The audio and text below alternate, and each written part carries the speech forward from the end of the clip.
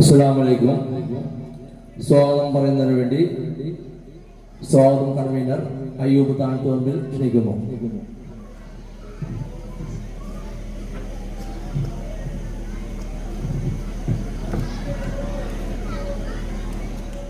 ഈ പരിപാടിയുടെ അധ്യക്ഷൻ, അതുപോലെ തന്നെ ഉദ്ഘാടകൻ, അതുപോലെ മഹലിന്റെ ഖത്തീബ്, മറ്റു കമ്മിറ്റി ഭാരവാഹികളെ, എൻ്റെ ഉമ്മബക്കന്മാരെ, നാട്ടുകാരെ, വിദ്യാർത്ഥിനി സുഹൃത്തുക്കളെ, റസൂൽ കരീം സല്ലല്ലാഹു അലൈഹി വസല്ലമ തങ്ങളുടെ 1499 ജന്മദിനത്തിന്റെ ഭാഗമായിക്കൊണ്ട് പുത്തുഞ്ഞിറ പടിഞ്ഞാറെ മഹല്ല് ജമാഅത്ത് നടത്തപ്പെടുന്ന റബീഉൽ 1 മുതൽ വിവിധങ്ങളായ പരിപാടികളുമായി നാം മുന്നോട്ട് പോയിക്കൊണ്ടിരിക്കുകയാണ്. അതിന്റെ ഭാഗമായിക്കൊണ്ടാണ് വിദ്യാർത്ഥികളുടെ പരിപാടി ഇപ്പോൾ ഇവിടെ അരങ്ങേറിക്കൊണ്ടിരിക്കുന്നത്. കൂടുതലായി ഞാനൊന്നും സംസാരിക്കുന്നില്ല. വിദ്യാർത്ഥികളുടെ പരിപാടികൾ ആസ്വദിക്കുന്നതിനിടയിലും അവർ പറയുന്ന കാര്യങ്ങളെല്ലാം നമ്മുടെ ജീവിതത്തിൽ പകർത്തേണ്ട കാര്യങ്ങളാണ് എന്ന് ഞാൻ എൻ്റെ നഫ്സിനോടും നിങ്ങളോടും അഭ്യർത്ഥിച്ചുകൊണ്ട് ഈ മഹല്ലിന്റെ കെട്ടുറപ്പും ഭദ്രതയും കാത്തു സൂക്ഷിക്കുന്നതിന് വേണ്ടി വിവിധമായ സംഘടനകളിലും പാർട്ടികളിലും പ്രവർത്തിക്കുന്ന പലരും, നമ്മൾ എല്ലാവരും അങ്ങനെയൊക്കെ പ്രവർത്തിക്കുന്ന ആളുകളാണ്. എന്നിരുന്നാലും മഹല്ലിന്റെ ഐക്യത്തിന് വേണ്ടി എല്ലാവരും ഒറ്റക്കെട്ടായിക്കൊണ്ട് ഇനിയും ഇതുപോലെ നല്ല നല്ല പരിപാടികളുമായി മുന്നോട്ട് പോകണമെന്ന് അഭ്യർത്ഥിച്ചുകൊണ്ട് ഞാൻ എൻ്റെ കർത്തവ്യത്തിലേക്ക് കടക്കുകയാണ്. ആദ്യമായിട്ട് ഈ പരിപാടിയുടെ അധ്യക്ഷൻ, സ്വാഗത സംഘത്തിന്റെ ചെയർമാൻ മുഹമ്മദ് വെളുത്തേരി അവർക്ക് സ്വാഗതം ആശംസിക്കുന്നു. ഈ പരിപാടി ഉദ്ഘാടനം ചെയ്യുന്നതിന് വേണ്ടി നമ്മുടെ ബഹുമാന്യനായ മഹല്ല് പ്രസിഡന്റ് TS ഷാജി അവരെ സ്വാഗതം ആശംസിക്കുന്നു. അതുപോലെ നമ്മുടെ മഹല്ലിന്റെ ഖത്തീബ് ഈ എല്ലാ പരിപാടികൾക്കും നമുക്ക് സപ്പോർട്ട് നൽകിക്കൊണ്ട് നമ്മളോടൊപ്പം നിൽക്കുന്ന മഹല്ല് ഖത്തീബിനെയും ഈ വേദിയിലേക്ക് ആദ്യമായി സ്വാഗതം ചെയ്യുന്നു. അതുപോലെ ഇവിടെ ഈ പരിപാടിക്ക് നേതൃത്വം നൽകിയ സദർ ഉസ്താദിനെയും ഈ വേദിയിലേക്ക് സ്വാഗതം ആശംസിക്കുന്നു. അതുപോലെ തന്നെ മഹല്ലിന്റെ ട്രഷറർ ബാവുട്ടിക്ക, അദ്ദേഹത്തെയും ഈ വേദിയിലേക്ക് സ്വാഗതം ചെയ്യുന്നു. അതുപോലെ തന്നെ മഹല്ലിന്റെ ചെയർമാൻ മുഹമ്മദ് വെളുത്തെടുത്ത്, അദ്ദേഹത്തെയും ഈ വേദിയിലേക്ക് ഞാൻ സ്വാഗതം ചെയ്യുന്നു. അതുപോലെ തന്നെ മഹല്ലിന്റെ സെക്രട്ടറി ലിയാഖത്തലിക്ക, അദ്ദേഹത്തെയും ഈ വേദിയിലേക്ക് സ്വാഗതം ചെയ്യുന്നു. അതുപോലെ തന്നെ നമ്മുടെ മദ്രസയിലെ അധ്യാപകരായ എന്റെയും ഗുരുനാഥനായ ജബ്ബാർ ഉസ്താദ്, അദ്ദേഹത്തെയും ഞാൻ ഈ വേദിയിലേക്ക് ഹാർദമായി സ്വാഗതം ചെയ്യുന്നു. അതുപോലെ തന്നെ മദ്രസയുടെ അധ്യാപകൻ ബഷീർ ഉസ്താദിനെയും ഈ വേദിയിലേക്ക് സ്വാഗതം ചെയ്യുന്നു. അതുപോലെ ഈ പരിപാടി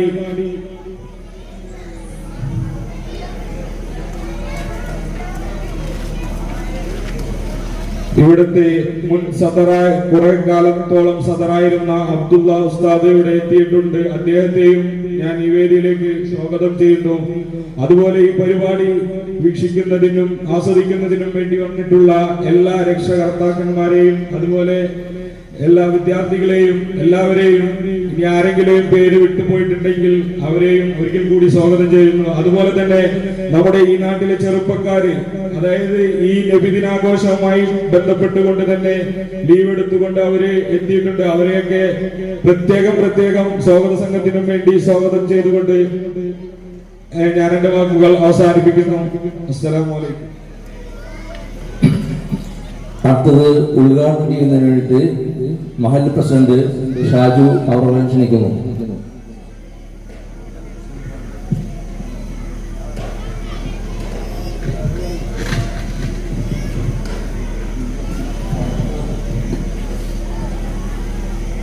ഏറ്റവും ബഹുമാനാദരം നിറഞ്ഞ മഹല്ലിന്റെ ആദിൽ മഹല്ല് ഖത്തീബ് അസ്ലം സഖാഫി ഉസ്താദ്, ഈ മഹത്തായ സമ്മേളനത്തിന്റെ പ്രിയങ്കരനായ അധ്യക്ഷൻ മുഹമ്മദ് വെളുത്തേരി, മഹല്ലിന്റെ സെക്രട്ടറി ലിയാഖത്തലി സാഹിബ്, മഹല്ലിന്റെ ചെയർമാൻ മുഹമ്മദ് വെളുത്തെടുത്തുകാട്ടിൽ, മഹല്ലിന്റെ ട്രഷറർ AS ബാവുട്ടി, ഏറെ പ്രിയങ്കരനായ ഞങ്ങളുടെ എല്ലാവരുടെയും ഉസ്താദും ഈ തഹ്‌ലീമുൽ ഇസ്ലാം മദ്രസയുടെ ഈ ഓരോ മണൽത്തരികൾക്കും അദ്ദേഹത്തിന്റെ ശബ്ദത്തെയും കാലടികളെയും ഓർമ്മയുണ്ടാകും. അബ്ദുള്ള ഉസ്താദിനെ മറന്നിട്ടുണ്ടാകില്ല. പല പൂർവ്വ വിദ്യാർത്ഥികൾക്കും അറിയാം. അദ്ദേഹം ഇവിടെ എത്തിയിട്ടുണ്ട്. ഞങ്ങളുടെ പ്രിയ ഉസ്താദ് ജബ്ബാർ ഉസ്താദ്, ഈ മദ്രസയുടെ സദർ ഉസ്താദ് ബഷീർ ഉസ്താദ്,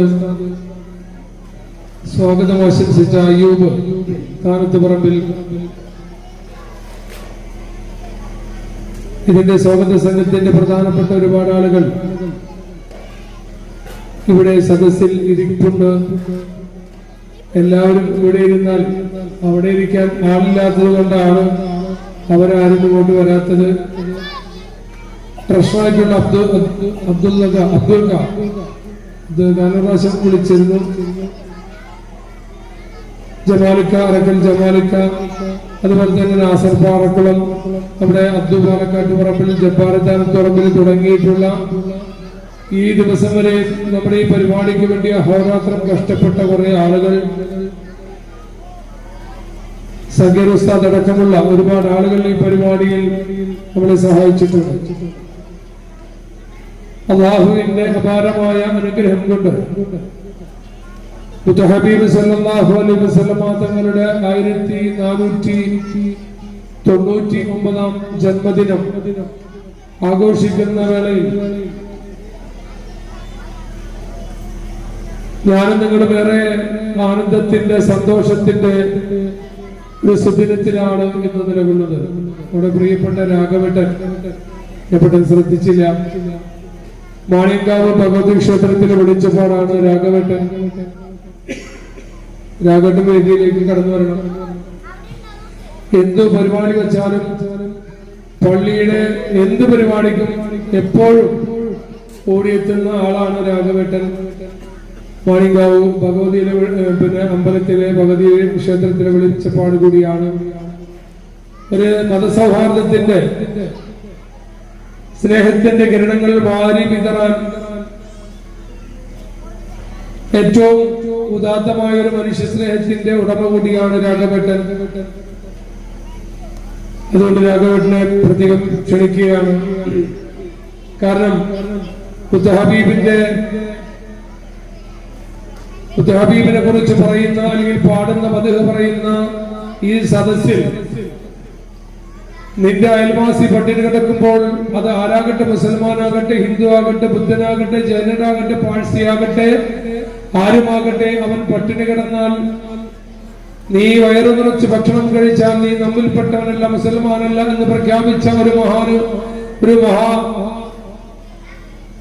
മഹാനായിട്ടുള്ള ഹബീബ് സല്ലല്ലാഹു അലൈഹി വസല്ലം തങ്ങളുടെ അനുയായികളായ നമ്മള് ഈ വേദിയിലേക്ക് രാഘവേട്ടനെ കടത്തിയിരുത്തേണ്ടത്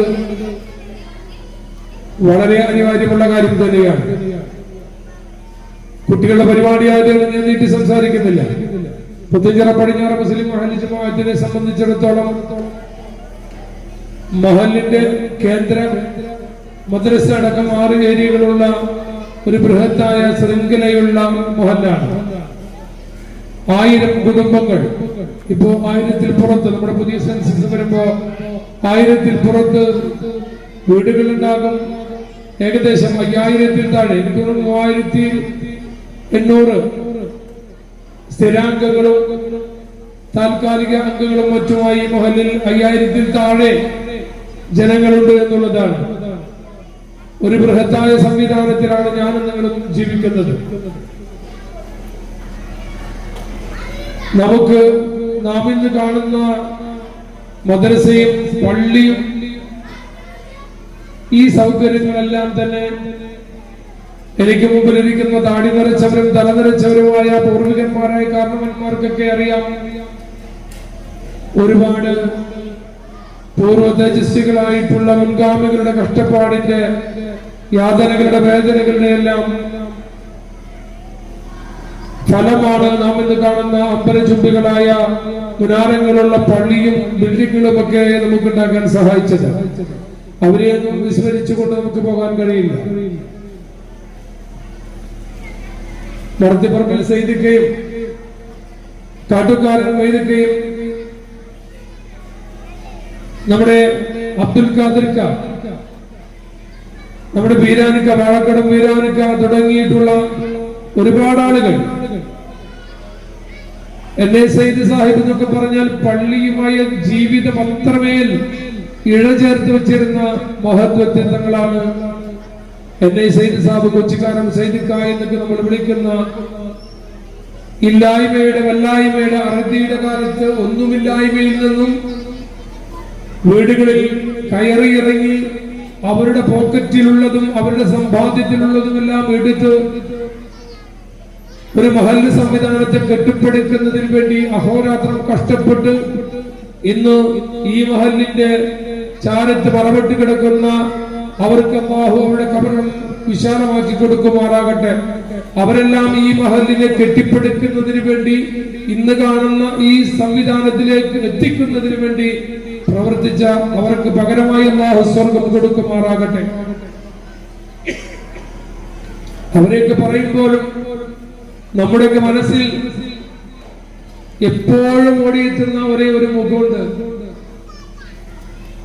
എപ്പോഴും ഞാൻ പറഞ്ഞു കേട്ടിട്ടുണ്ട്, പല ആളുകളും ഇന്ന് പുതുതലമുറയ്ക്ക്, എന്റെ മകനടക്കം എന്റെ മകളടക്കമുള്ള ആളുകൾക്ക് അറിയാത്തതും ഓർമ്മയില്ലാത്തതും, എന്നാൽ എന്റെ മുന്നിലിരിക്കുന്ന ബഹുഭൂരിപക്ഷം വരുന്ന ആളുകൾക്ക് അവരുടെ ജീവിതത്തിന്റെ ഒരു ഭാഗമായിരുന്ന ഒരു മഹത് വ്യക്തിത്വമാണ് നമ്മുടെ പ്രിയപ്പെട്ട വലിയ ഉസ്താദ്. വലിയ ഉസ്താദിന്റെ പാദസ്പർശങ്ങൾ പറ്റാത്ത പുത്തഞ്ചിറയിലെ ഒരു വീടും ഉണ്ടാകില്ല, ഒരു മണ്ണും ഉണ്ടാകില്ല. അത് മുസ്ലിം എന്നുള്ളതല്ല, അമുസ്ലിം വീടുകളാണെങ്കിലും അവിടെയെല്ലാം വിശേഷങ്ങൾ അന്വേഷിക്കാനും കുടുംബങ്ങളിലെ പ്രശ്നങ്ങളിൽ പരിഹാരങ്ങൾക്ക് വരെ ഉസ്താദ് പോകാറുണ്ടായിരുന്നു. ഉസ്താദിന്റെ ശിഷ്യന്മാരായിട്ടുള്ള ആളുകളാണ് ഈ മഹല്ലിൽ ഏറിയ ആളുകളും. ജീവിച്ച് ഈ പുത്തൻചിറയ്ക്ക് വേണ്ടി, നമ്മുടെ മഹല്ലിന് വേണ്ടി അദ്ദേഹത്തിന്റെ ജീവിതത്തിലെ യൗവനത്തിന്റെ വസന്തകാലം മുഴുവനും ജീവിച്ചു തീർത്തത് ഈ നമ്മുടെ പള്ളിയുടെ മുറ്റത്താണ്. ഒരിക്കലും നമുക്ക് വിസ്മരിക്കാൻ കഴിയില്ല. അല്ലാഹു ആഫിയത്തുള്ള ദീർഘായുസ്സ് കൊടുക്കുമാറാകട്ടെ. എനിക്ക് തോന്നുന്നത്, ഒരു മഹല്ല് ഇത്രമേൽ സ്നേഹിക്കുന്ന, ഒരു മഹല്ലിലെ ജനങ്ങൾ ഇത്രമേൽ പ്രാർത്ഥിക്കുന്ന, അല്ലെങ്കിൽ ഏറ്റവും ഈ മഹല്ലിലെ ജനങ്ങൾ ഇത്രമേൽ ആദരവ് പുലർത്തുന്ന ഒരു മഹത് വ്യക്തിത്വം പല ആളുകളും ഇപ്പോഴും തുടരെയായി പല ദിവസങ്ങളിലായി ഉസ്താദിനെ കാണാൻ പോകും. ഉസ്താദ് എപ്പോഴും ചോദിക്കുന്ന ഒരു ചോദ്യമുണ്ട്, എന്താണ് മഹല്ലിലെ വിശേഷം, ദീനീ പ്രവർത്തനങ്ങൾ എങ്ങനെയാണ് പിന്നെ ഇവിടെ കാര്യങ്ങളൊക്കെ നടക്കുന്നത്. ഉസ്താദ് പറയാറുണ്ട്, 80 രൂപ ശമ്പളത്തിനാണ് ഉസ്താദ് ഇവിടെ വന്നത്. കുടിക്കാൻ കഞ്ഞിയില്ല, വെള്ളമില്ല, കുളിക്കാൻ ഒരു സൗകര്യമില്ല, ബാത്റൂം പോലും ഇല്ലാത്തൊരു കാലഘട്ടത്തിൽ അന്ന് ഇവിടെയുള്ള കുറെ ആളുകളുണ്ട്.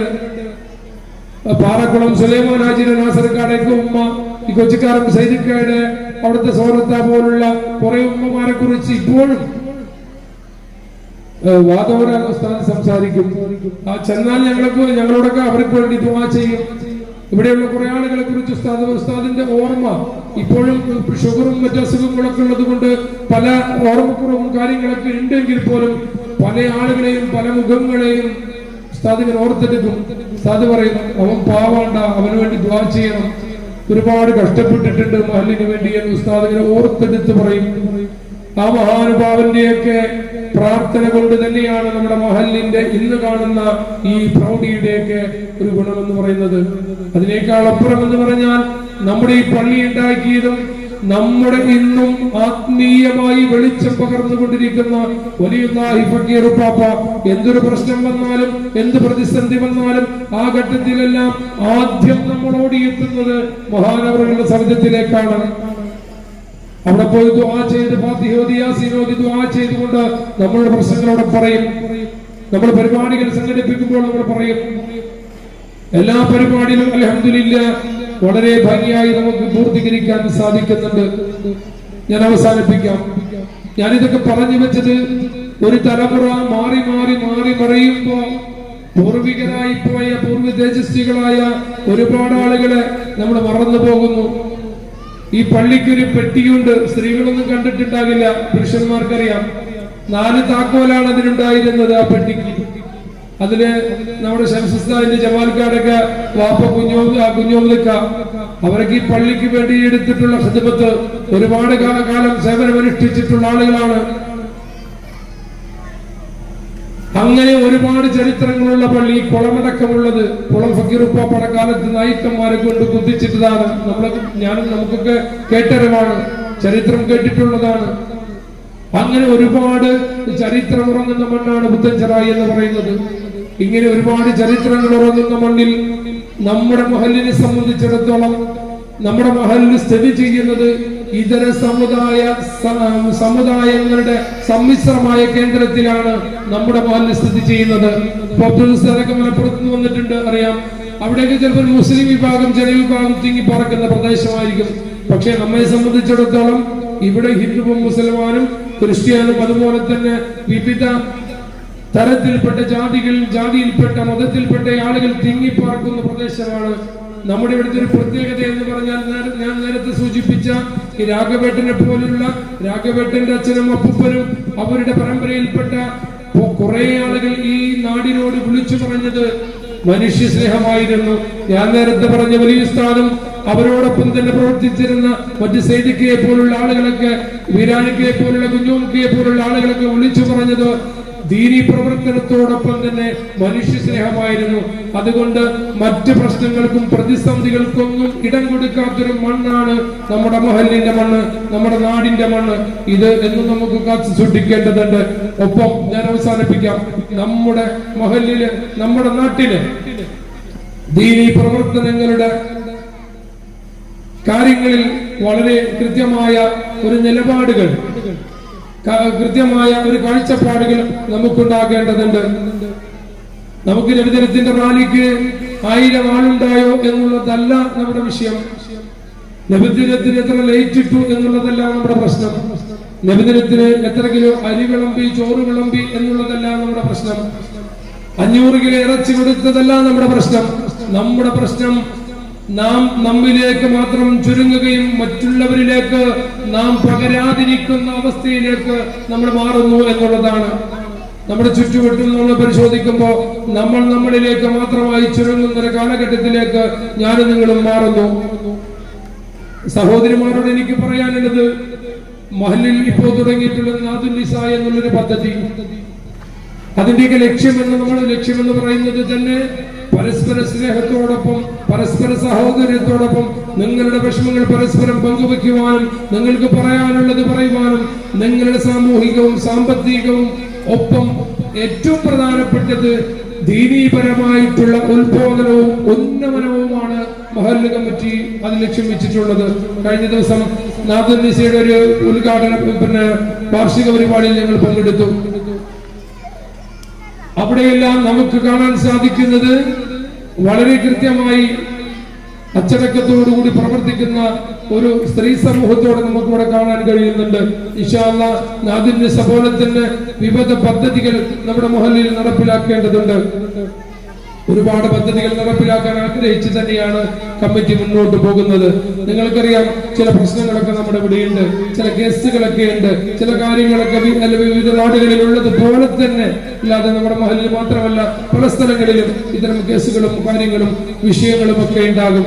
എന്ത് കേസുകൾ ഉണ്ടായാലും എന്ത് പ്രതിസന്ധികൾ ഉണ്ടായാലും മഹല്ലിന്റെ കാര്യത്തിൽ ഒരു വിട്ടുവീഴ്ചയും ചെയ്യാതെ പ്രതിസന്ധികളെ പ്രതിരോധിച്ചുകൊണ്ട് തന്നെ മുന്നോട്ട് പോകുമ്പോഴാണ് ഒരു മഹല്ലിന്റെ സംവിധാനത്തിൽ വിജയമുണ്ടാവുക എന്ന് പറയുന്നത്. അതിന് ഈ മഹല്ലിലെ എല്ലാ വാസികളും നിവാസികളും മഹല്ലിനോടൊപ്പം നിൽക്കുക എന്നുള്ളതാണ്. ഒരു വിഷയമുണ്ടായാൽ, എന്തെങ്കിലും പ്രതിസന്ധി ഉണ്ടായാൽ ആരെയെങ്കിലും ഒറ്റപ്പെടുത്തി കുറ്റപ്പെടുത്തി നമുക്ക് രക്ഷപ്പെട്ടു പോകാൻ കഴിയില്ല. പ്രശ്നങ്ങൾ വരുമ്പോൾ എന്താണ് പ്രശ്നങ്ങൾ പഠിക്കാൻ വേണ്ടി തയ്യാറാകണം. എനിക്ക് മഹല്ല് നിവാസികളോട് മഹല്ലിന്റെ പ്രസിഡന്റ് എന്ന നിലയ്ക്ക് പറയാനുള്ളത്, ഞാൻ 4ാമത്തെ വർഷമാണ് പ്രസിഡന്റ് ആകുന്നത്. കഴിഞ്ഞ 2 ടേം സെക്രട്ടറി ആയിരുന്നു. 6 വർഷക്കാലം ഈ എളിയവനായ ഞാൻ ഈ മഹല്ലിന് വേണ്ടി ചെറിയ തോതിൽ ഖിദ്മത്തെടുക്കാൻ ശ്രമിച്ചിട്ടുണ്ട്. പോരായ്മകൾ സംഭവിച്ചിട്ടുണ്ടാകാം. എനിക്ക് നിങ്ങളോട് പറയാനുള്ളത്, ഒരു പ്രശ്നങ്ങൾ വരുമ്പോൾ പ്രശ്നങ്ങളെ പഠിക്കുവാനും എന്താണ് എന്ന് ചോദിച്ചറിയുവാനും സത്യസന്ധമായ കാര്യങ്ങളെ കുറിച്ച് നിങ്ങൾക്കാർക്കും തുറന്നു കിടക്കുന്ന പുസ്തകം പോലെയാണ് മഹല്ലിന്റെ ഓഫീസ്.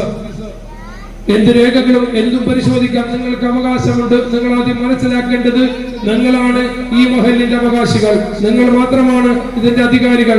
ഞങ്ങളെല്ലാം ഈ മഹലിനെ നയിക്കാൻ നിങ്ങൾ തെരഞ്ഞെടുത്ത ഖാദിമീങ്ങളാണ്, അധികാരികളല്ല എന്നുള്ളതാണ്. അധികാരമില്ല ഇവിടെ പ്രസിഡന്റ് എന്ന് പറയുന്നത് ഒരു പദവി നമ്മൾ എഴുതി വെച്ചത് മാത്രമാണ്. പ്രസിഡന്റിനെ തെരഞ്ഞെടുത്തത് പൊതുയോഗമാണ്. പ്രസിഡന്റ് ആർക്കും മുകളിലല്ല, നിങ്ങൾക്ക് താഴെയാണ് പ്രസിഡന്റ് എന്ന് പറയുന്നത്. നിങ്ങൾക്ക് ഈ കമ്മിറ്റിയോട് പറയാനുള്ളത് കമ്മിറ്റി കേൾക്കണം. ഒപ്പം കമ്മിറ്റിക്ക് പറയാനുള്ളത് നിങ്ങൾ കേൾക്കണം. കമ്മിറ്റിയോട് ചോദിക്കാനുള്ളത് ഏത് പ്രസിഡന്റ് ആകട്ടെ, ഏത് രാഷ്ട്രീയ പാർട്ടിയുടെ ആളാകട്ടെ, ഏതാളാകട്ടെ, മുഖത്ത് നോക്കി ചോദിക്കണം. ഇന്ന വിഷയത്തിൽ നിങ്ങളുടെ എടുത്ത നിലപാട് ശരിയല്ല, ഞങ്ങൾക്ക് ആ നിലപാടിൽ നിങ്ങളുടെ നിലപാടിൽ പ്രതിഷേധമുണ്ട്, അതിൽ തിരുത്തേണ്ടതാണ് എന്ന് ഈ മഹലിന്റെ കാവലാളായി നിന്ന് പ്രവർത്തിക്കേണ്ടത്, ഈ മഹലിന്റെ ആണിക്കല്ലായി പ്രവർത്തിക്കേണ്ടത് എന്റെ മുന്നിലിരിക്കുന്ന തുച്ഛം തുലവുമാണെങ്കിലും വളരെ കുറച്ച് ആളുകളാണെങ്കിലും നിങ്ങളാണ് മഹലിന്റെ കാര്യങ്ങൾ അന്വേഷിക്കേണ്ടവർ. പ്രസിഡന്റ് ചോദ്യം ചെയ്യപ്പെടണം, സെക്രട്ടറിയെ ചോദ്യം ചെയ്യപ്പെടണം, കമ്മിറ്റി ചോദ്യം ചെയ്യപ്പെടണം. പക്ഷേ നമുക്ക് എവിടെയെങ്കിലും ആരെങ്കിലും പറയുന്നത് കേട്ട് സംസാരിക്കലല്ല വിഷയം. സത്യങ്ങളെ തിരിച്ചറിയാൻ നാളെ മരണപ്പെടും എന്നുള്ളതിൽ, അല്ലെങ്കിൽ ഇന്ന് മരണപ്പെടും എന്നുള്ളതിൽ, ഇപ്പോ മരണപ്പെടും എന്നുള്ളതിൽ ഒരു സെക്കൻഡ് സമയം നമുക്ക് ബാക്കി വെക്കാനില്ല. ബാക്കി വെക്കാൻ ഒരു സെക്കൻഡിന്റെ, ഒരു നിമിഷത്തിന്റെ തരിമ്പ് പോലും ഇല്ലാത്ത ഞാനും നിങ്ങളും മാറി നിന്ന് കുറ്റപ്പെടുത്തലുകളല്ല വേണ്ടത്, ചോദ്യം ചെയ്യപ്പെടലുകളാണ് വേണ്ടത്. ചോദ്യം ചെയ്യുമ്പോഴാണ് ഉത്തരം ലഭിക്കുക. ഉത്തരം ലഭിക്കുന്നത് സത്യമല്ല, സത്യസന്ധമല്ല എങ്കിൽ വീണ്ടും അവിടെ വിചാരണ ചെയ്യപ്പെടണം. അതാണ് ചെയ്യപ്പെടേണ്ടത്. അല്ലാതെ മാറി നിന്ന് കുശലം പറയലും കുറ്റം പറയലും എല്ലാം നാം ചെയ്യേണ്ടത് തീർച്ചയായിട്ടും ചോദ്യം ചെയ്യപ്പെടുക തന്നെ വേണം. ഇൻഷാ അല്ലാഹ് ഞാനിതൊക്കെ പറഞ്ഞു വെച്ചത് എപ്പോഴാണ് മരണം നമ്മളെ തേടിയെത്തുക എന്ന് പറയാൻ കഴിയില്ല. ഒരങ്കലാപ്പാണ്, ഒരു പേടിയുണ്ട് എപ്പോഴും. കാരണം കഴിഞ്ഞ നബിദിനത്തിന് ഈ വേദി അലങ്കരിക്കാനും വേദിയിൽ കാര്യങ്ങൾ ചെയ്യാനും തോരണങ്ങൾ കെട്ടാനും ഈ കാണുന്ന എല്ലാ പരിപാടികൾക്കും നേതൃത്വം കൊടുത്ത് നമ്മളോടൊപ്പം ആരോഗ്യ ദൃഢഗാത്രനായി നമ്മളിടയിൽ ഓടി നടന്ന നമ്മുടെ പ്രിയപ്പെട്ട യഹിയ ഇന്ന് ഈ പള്ളിയുടെ ചാരത്താറടി മണ്ണിലാണ്. യഹിയ ചെയ്ത സേവനങ്ങൾ എത്രയാണ് എന്നൊരു പ്രസിഡന്റ് എന്ന നിലയിലേക്ക് ചുരുങ്ങിയ ഒരു 6 വർഷമാണ് യഹിയ ഞാൻ എന്റെ കമ്മിറ്റിയിൽ മഹലിന്റെ ട്രഷറാണ്, ഓഡിറ്ററാണ് യഹിയ. കണക്ക് ഒരുപാട് എഴുതാനുണ്ട്. പ്രതിസന്ധികൾ പലതും വന്നു, വഖഫ് ബോർഡിന്റെ ഓഡിറ്റിംഗ് വന്നു. പ്രശ്നങ്ങളും പ്രതിസന്ധികളും വരുമ്പോ പ്രതിസന്ധികളിൽ താങ്ങായി തണലായി നിന്നൊരു വ്യക്തിത്വമാണ് യഹിയ. അള്ളാഹു പകരം സ്വർഗം കൊടുക്കട്ടെ, അള്ളാഹു പകരം സ്വർഗം കൊടുക്കട്ടെ. ചെറിയൊരു ഹിദ്മത്തല്ല എടുത്തിട്ടുള്ളത്, വലിയൊരു ഹിദ്മത്താണ്. ഒരു പ്രതിഫലവും, ഒരു നയാ പൈസ പോലും പ്രതിഫലം പറ്റാതെ ദിവസങ്ങളോളം ഉറക്കമൊഴിച്ചിരുന്ന് പള്ളിയുടെ കണക്കുകൾ പരിശോധിച്ച് രേഖപ്പെടുത്തി കൃത്യത വരുത്തി വഖഫ് ബോർഡിന് കൊടുക്കാൻ ദിവസങ്ങളോളം കാത്തിരുന്ന മഹലിന് വേണ്ടി സേവനമനുഷ്ഠിച്ച മഹത് വ്യക്തിത്വമാണ് മർഹൂം യഹിയ. അതുകൊണ്ടാണ് ഈ പ്രാവശ്യത്തെ പരിപാടിയിൽ പള്ളി കമ്മിറ്റികൾ ആലോചിച്ചത് മർഹൂം യഹിയ എന്ന്, യഹിയ സ്ക്വയർ എന്നൊരു യഹിയയ്ക്ക് ആദരവ് കൊടുത്തുകൊണ്ട് ഒരു സ്ക്വയർ തീരുമാനിച്ചത്. അള്ളാഹു യഹിയുടെ കുടുംബത്തിന് ക്ഷമ കൊടുക്കട്ടെ. നമ്മളൊക്കെ ഞാൻ പറഞ്ഞില്ല, ഏത് സമയത്തും മരണം സംഭവിക്കുമ്പോൾ യഹിയ, എനിക്ക് തോന്നുന്നു പുതുച്ചിറ പടിഞ്ഞാറ് മുസ്ലിം അഹ്ലു ജമാഅത്തിന്റെ ചരിത്രത്തിൽ ആദ്യമായി ഒരാൾ മരണപ്പെട്ടിട്ട് മരിച്ച ഖബർസ്ഥാനിന്റെ അവിടെ പന്തല് കെട്ടി 7 ദിവസം അണമുറിയാതെ ഖുർആന്റെ ഖുർആൻ ഇങ്ങനെ ഓതിക്കൊണ്ടിരിക്കുക. ഒരാൾ മാറിയാൽ അടുത്ത ആൾ വരും, 12 മണിക്കും 2 മണിക്കും 1 മണിക്കും സുബഹിക്കും ഇങ്ങനെ അണമുറിയാതെ ഖുർആൻ ലഭിച്ച, എനിക്ക് തോന്നുന്നത് നമ്മുടെ പുത്തഞ്ചിറയിൽ എന്റെ ഓർമ്മയിൽ ആരുമില്ല. ചിലപ്പോൾ പൂർവികരുടെ ഓർമ്മയിൽ ഉണ്ടോ എന്ന് എനിക്കറിയില്ല. മർഹൂം യഹിയാൻ അല്ലാഹു സ്വർഗ്ഗം കൊടുക്കട്ടെ, അല്ലാഹു സ്വീകരിക്കുമാറാകട്ടെ. മരണശേഷം ഒരാൾക്ക് കിട്ടുന്ന ഏറ്റവും വലിയ ക്രെഡിറ്റ് എന്താണെന്ന് ചോദിച്ചാൽ, എനിക്ക് എന്റെ ജീവിതത്തിൽ എന്റെ മുന്നിൽ ഏറ്റവും വലിയ പാഠമായി നിൽക്കുന്ന യഹിയാണ്. ഞാൻ എന്നോട് തന്നെ പറയാം, നിസ്സാരമല്ല. ഇതുപോലെ ദുആ കിട്ടാൻ, പ്രാർത്ഥന കിട്ടാൻ വലിയ വലിയ മഹാന്മാരും പണ്ഡിതന്മാരും മരണപ്പെടുമ്പോഴാണ് ഇത്തരം പരിപാടികളൊക്കെ നമ്മൾ കണ്ടിട്ടുള്ളത്. പക്ഷെ ഒരു സാധാരണക്കാരനായ സർക്കാർ ഉദ്യോഗസ്ഥനായ യഹിയെ സ്നേഹിക്കുന്നത് എത്രമേലാണ് എന്ന് എത്ര ആളുകളുടെ മനസ്സിലായിരുന്നു എന്ന് നമുക്ക് ചിന്തിക്കാൻ പോലും കഴിയും. ഞാൻ ഹോസ്പിറ്റലിൽ നിൽക്കുമ്പോൾ ഒരു സ്ത്രീ, 2 സ്ത്രീകള്, ഹൈന്ദവ സ്ത്രീകളാ, നെഞ്ചത്തിടിച്ച് നുള്ളൊളിച്ചിങ്ങനെ വരിക. അപ്പൊ ഞാൻ അന്തിച്ചു പോയി, ഇവര് ആരെയും നോക്കി വരണമെന്ന് മനസ്സിലായില്ല. യഹിയുടെ അടുത്ത് കോടി വരിക, ഭയങ്കര കരച്ചിലവര്. എനിക്ക് മനസ്സിലായില്ല എന്താണ് ഇവര് തമ്മിലുള്ള ബന്ധം. അപ്പൊ അവര് പറയാ, ആകെ ഒരുപാട് കാലമൊന്നുമില്ല, ആ ചെറുപ്പകാലത്ത് കുറച്ച് നാള് ഒരു വീടിന്റെ അടുത്ത് താമസിച്ച ബന്ധമാണ്. നമ്മൾ 10 കൊല്ലം ഒരു വീട്ടിൽ, ഒരു 25 കൊല്ലം 50 കൊല്ലം ജീവിച്ചിട്ട് നമ്മളൊന്ന് മരണപ്പെട്ടാൽ ഒരു തുള്ളി കണ്ണീര് പോലും പൊഴിക്കാൻ ചിലപ്പോ ചുറ്റും ആളുണ്ടാവില്ല. പക്ഷേ കുറെ നാളുകൾക്ക് മുമ്പ് തന്റെ വീടിന്റെ ചാരത്ത് താമസിച്ചതിന്റെ പേരിൽ എന്റെ മോൻ മരണപ്പെട്ടു എന്ന് പറഞ്ഞ് മാറത്തടിച്ച് നോളൊളിച്ചു വന്ന ഒരു ചേച്ചിയെ നമ്മൾ കണ്ടു. അപ്പൊ ഇതുപോലെ മനുഷ്യന് എനിക്കും നിങ്ങൾക്കും ഇതൊക്കെ ഈ ദുനിയാവിൽ നിന്ന് കിട്ടണമെങ്കിൽ മഹല്ലിന്റെ പ്രസിഡന്റ് ഷാജു ആയതുകൊണ്ടൊന്നും കിട്ടൂല. മഹല്ലിന്റെ പ്രസിഡന്റ് എന്നുള്ള ആ പദവി ഞാൻ പറഞ്ഞ നാമമാത്രമാണ്. അതിൽ ഞാൻ വിനിയോഗിക്കപ്പെടുന്ന സത്യസന്ധമായ കാര്യമായിരിക്കണം. ഞാൻ പറയുന്നത് ഹക്കുണ്ടാകണം. ഞാൻ പ്രവർത്തിക്കുന്നത് ഈ ദുനിയാവ് വിട്ട് നാളെ ഞാൻ ഖബറിടത്തിലേക്ക് പോയാൽ അവിടെയുണ്ട് എന്നെ കാത്തിരിക്കുന്ന അദാബുകൾ എന്നുള്ള ചിന്തയോടുകൂടിയായിരിക്കണം. അതുകൊണ്ടാണ് പല ആളുകളും ചില കാര്യങ്ങളിൽ ഒന്ന് കോംപ്രമൈസ് ചെയ്യേ, ഒരു മേശയുടെ ചുറ്റും ഇരിക്ക് എന്ന് പറഞ്ഞ ആളുകളോട് നമ്മൾ പറഞ്ഞത് ഒരു കോംപ്രമൈസും ഇല്ല. കാരണം നാളെ മരണപ്പെട്ടു പോയാൽ റബ്ബിന്റെ മുന്നിൽ ഒരു കോംപ്രമൈസും അല്ലാഹു ചെയ്യില്ല. അതുകൊണ്ട് അതിന് കോംപ്രമൈസ് ഇല്ല എന്ന് തന്നെയാണ് പറഞ്ഞത്. ഇൻഷാ അല്ലാഹ് ഇനിയും അനീതിയോട് ഒരു കോംപ്രമൈസും ചെയ്യാൻ മഹല്ല് കമ്മിറ്റി തയ്യാറല്ല. വിഷയങ്ങൾക്കൊക്കെ എല്ലാ വിഷയങ്ങളും നിങ്ങൾക്കറിയാം. നിങ്ങളോട് ഒരു കാര്യം മാത്രം പറഞ്ഞുകൊണ്ട് എന്റെ സംസാരം ഞാൻ അവസാനിപ്പിക്കുകയാണ്. മറ്റൊന്നും ഞാൻ നിങ്ങളോട് സംസാരിക്കുന്നില്ല. കാരണം ഒരു ഫിത്നയിൽ നിങ്ങൾ കാതു കൊടുക്കരുത്. മഹല്ല് നിവാസികളോട് പറയും, ഒരു ഫിത്നയിൽ നിങ്ങൾ കാതു കൊടുക്കണ്ട. നിങ്ങൾക്ക് എന്തെങ്കിലും സംശയമുണ്ടെങ്കിൽ ഈ ഓഫീസിൽ വരാം, എന്നെ ഫോണിൽ വിളിക്കാം, സെക്രട്ടറിയെ വിളിക്കാം. നിങ്ങൾക്ക് സംശയമുള്ളത് ദൂരീകരിച്ചിട്ടേ നിങ്ങൾ വിടൂ. അല്ലെങ്കിൽ പ്രസിഡന്റിനെ വെറുതെ വിടരുത്. ഇതിനപ്പുറം എന്താ പറയാ? പ്രസിഡന്റിനെ വെറുതെ വിടരുത്, സെക്രട്ടറിയെ വെറുതെ വിടരുത്, കമ്മിറ്റിക്കാരെ വെറുതെ വിടരുത്, ഒരാളെയും നിങ്ങൾ വെറുതെ വിടരുത്. നിങ്ങളാണ് അധികാരികൾ, അവകാശികൾ മഹല്ലിന്റെ. ഞാൻ പറഞ്ഞ് അവസാനിപ്പിക്കുക, ഒരു കാരണവശാലും ഒരു ഫിത്നയ്ക്ക് നിങ്ങൾ ചെവി കൊടുക്കരുത്.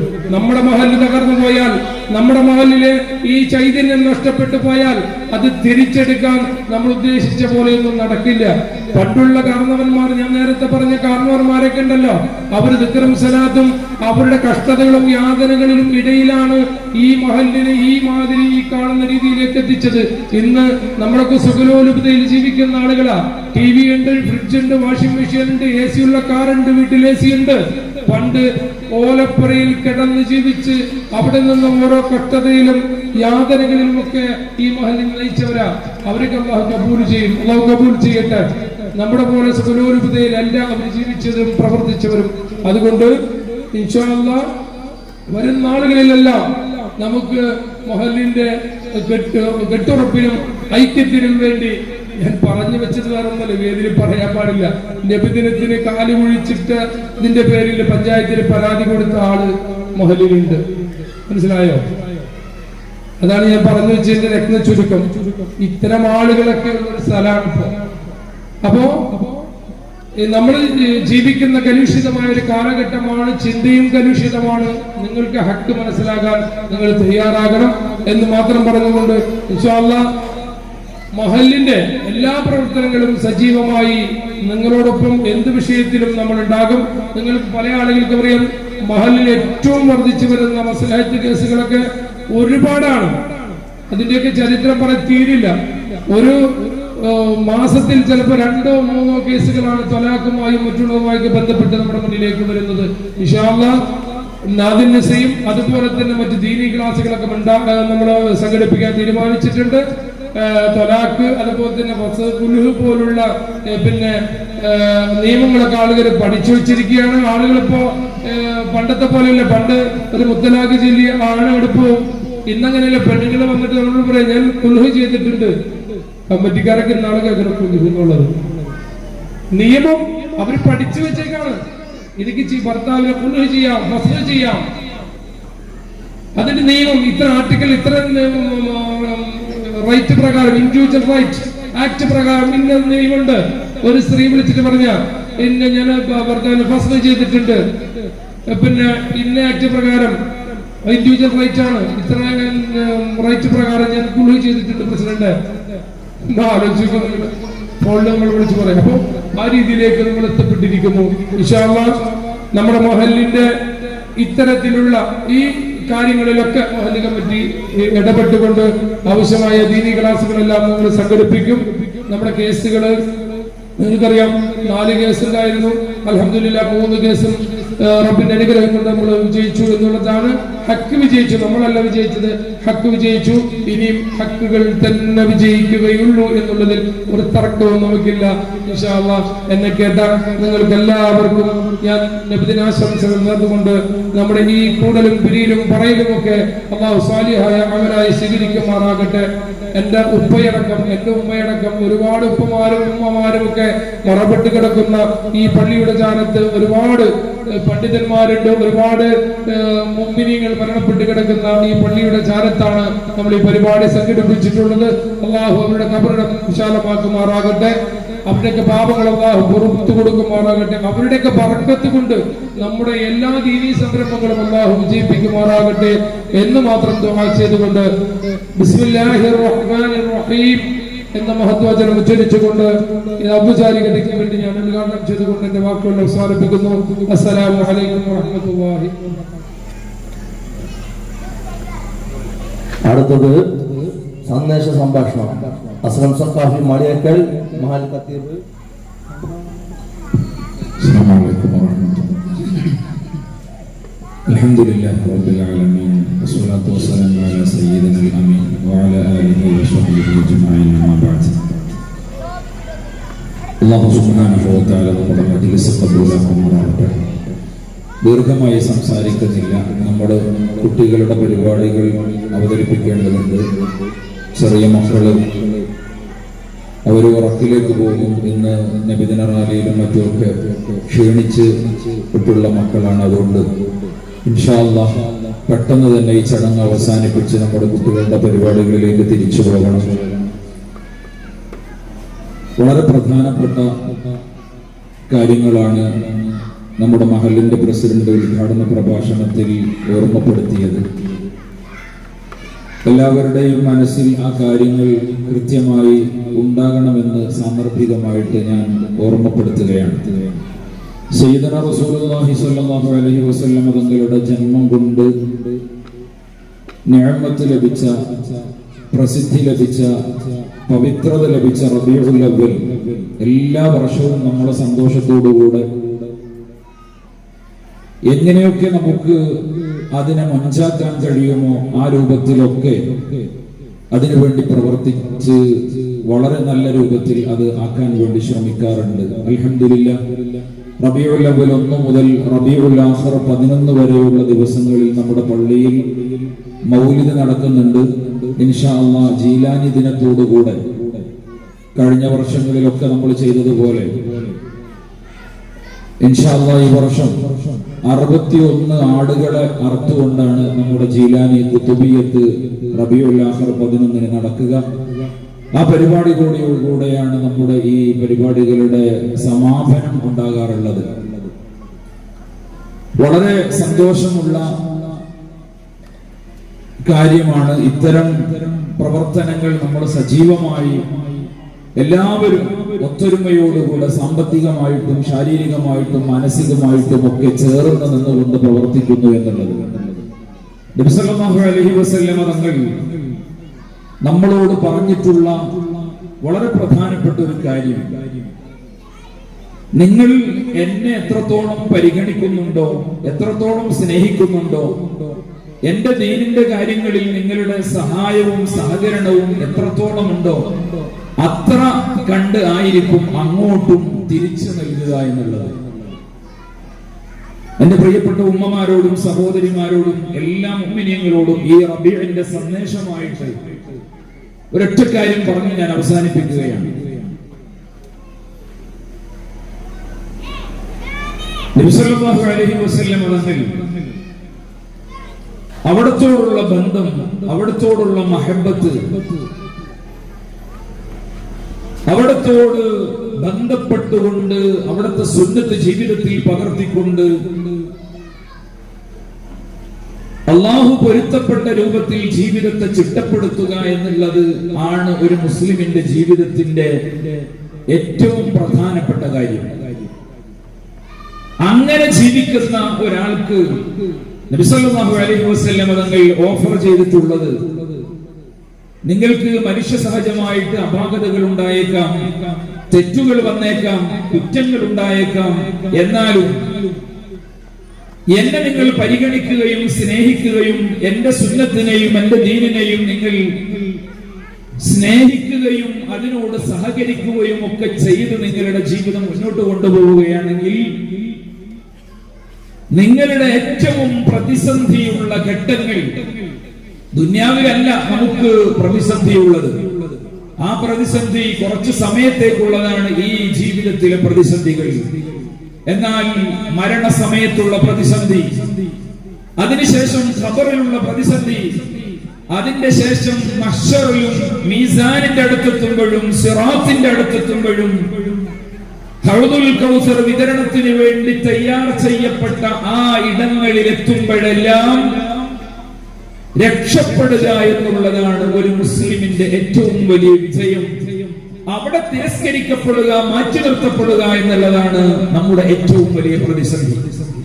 ആ പ്രതിസന്ധി ഘട്ടത്തിൽ നിങ്ങൾ വരുമ്പോ എന്നെ സ്നേഹിച്ചവരാണോ, എന്റെ സന്ദേശങ്ങളെ മാറോട് ചേർത്ത് പിടിച്ചവരാണോ, എന്റെ മാസം വരുമ്പോ, മൗലിദ് വരുമ്പോ, നബിദിനം വരുമ്പോ, അതുപോലെ ദീനീ കാര്യങ്ങൾ വരുമ്പോ അതിനെയൊക്കെ കഴിവിന്റെ പരമാവധി സ്നേഹിച്ചവരും സഹകരിച്ചവരുമാണോ?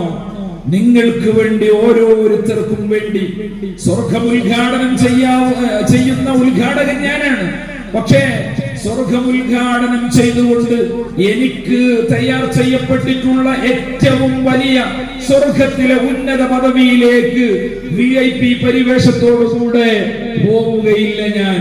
മറിച്ച് നിങ്ങളിൽപ്പെട്ട, എന്റെ ഉമ്മത്തിൽപ്പെട്ട, ഈ ലോകം അവസാനിക്കുന്ന ഘട്ടം വരെയുള്ള ഏറ്റവും പാവപ്പെട്ട ഈമാനിന്റെ ഉടമയും കയറിയിട്ട് ഞാൻ അവിടുന്ന് പോവുകയുള്ളൂ.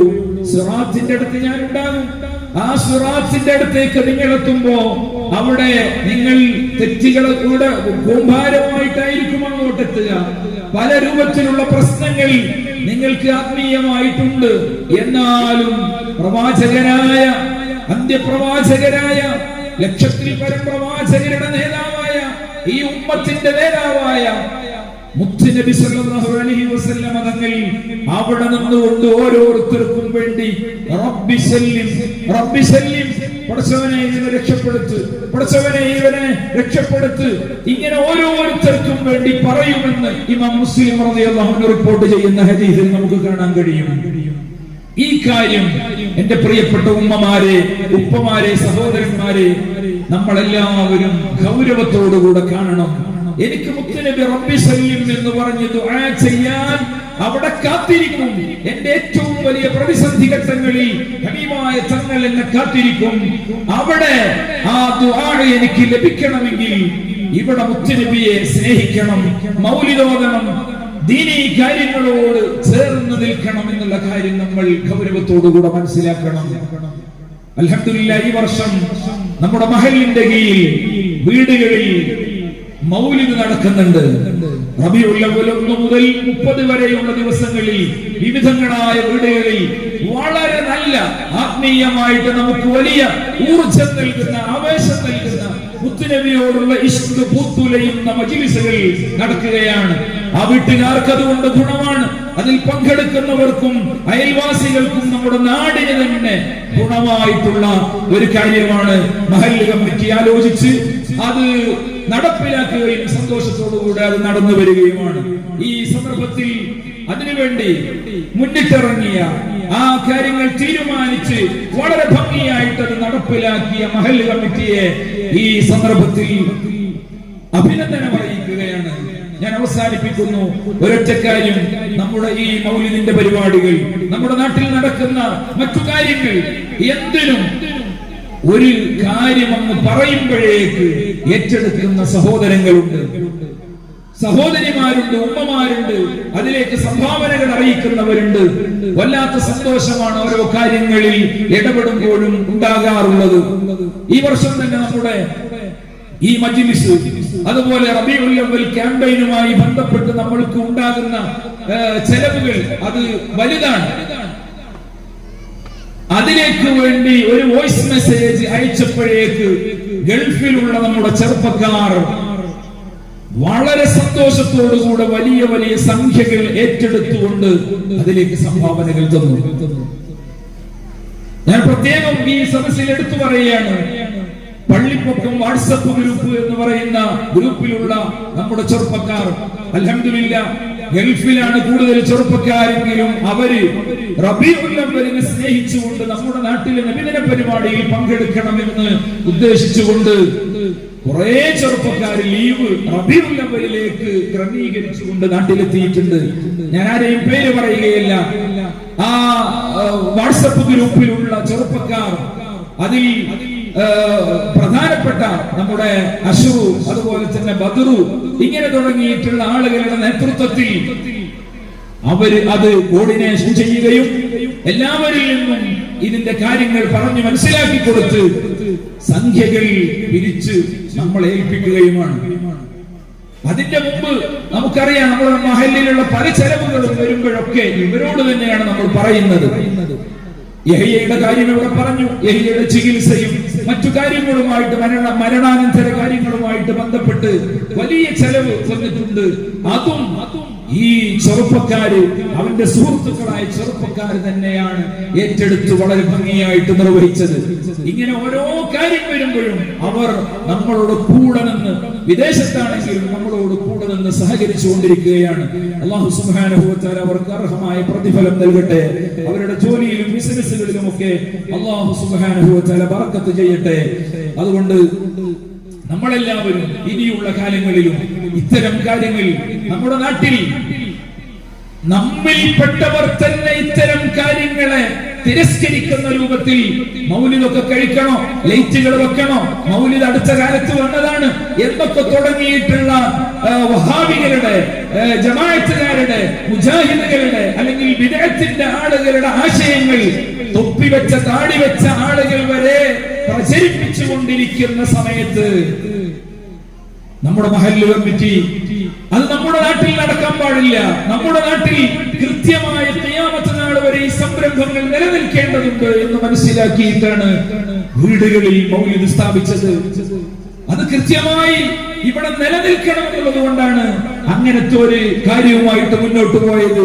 അതുകൊണ്ട് നിങ്ങൾ എല്ലാത്തിനോടും ഇനിയും സഹകരിക്കുകയും നമുക്ക് പൂർവികരായ നമ്മുടെ മഹത്തുക്കളായ ഉസ്താദുമാരും നമ്മുടെ ഉപ്പാപ്പമാരും ഉമ്മാമ്മമാരും ഏൽപ്പിച്ചു തന്ന ഈ സന്ദേശം, ഈ അഹ്ലുസുന്നത്ത് വൽ ജമാഅത്തിന്റെ തനതായ രൂപം നമുക്ക് അടുത്ത തലമുറക്ക് ഒരു കേടുമില്ലാതെ കൈമാറേണ്ട ഉത്തരവാദിത്തമുണ്ട്. അത് നമ്മളൊക്കെ നിർവഹിക്കാൻ വേണ്ടി മഹല്ല് കമ്മിറ്റിയോട് ഒരുമിച്ച്, ഈ നാട്ടിലുള്ള കാരണവന്മാരോട് ഒരുമിച്ച്, നമ്മുടെ ദീനീ കാര്യങ്ങളോടും സംരംഭങ്ങളോടും ഒരുമിച്ച് നിന്നുകൊണ്ട് പ്രവർത്തിക്കണമെന്ന് മാത്രം ഈ സമയത്ത് ഓർമ്മപ്പെടുത്തിക്കൊണ്ട് അല്ലാഹു സുബ്ഹാനഹു വ തആല നമ്മിൽ നിന്ന് മരണപ്പെട്ടു പോയ യഹ്യ അടക്കം, അതുപോലെ കഴിഞ്ഞ വർഷം നമ്മുടെ ഈ പരിപാടികളുടെ മുൻപന്തിയിലുണ്ടായിരുന്ന കാരണവന്മാർ പലരും മരണപ്പെട്ടു പോയിട്ടുണ്ട്. അവർക്കൊക്കെ അല്ലാഹു സുബ്ഹാനഹു വ തആല മഗ്ഫിറത്തും മർഹമത്തും നൽകട്ടെ. ഈ മജ്ലിസിന്റെ സവാബിനെ അവരിലേക്കൊക്കെ എത്തിച്ച് അല്ലാഹു സന്തോഷം നൽകട്ടെ. അല്ലാഹു നമ്മുടെ ആഖിറം വിജയത്തിലാക്കി തരുമാറാവട്ടെ. ബിറഹ്മതിക യാ അർഹമർ റഹീമീൻ. അസ്സലാമു അലൈക്കും വറഹ്മത്തുള്ളാഹി. നബിദിന സന്ദേശ പ്രഭാഷണത്തിനായി പുത്തഞ്ചിറ പടിഞ്ഞാറ് മുസ്ലിം മഹല്ല് ജമാഅത്തിന്റെ സെക്രട്ടറി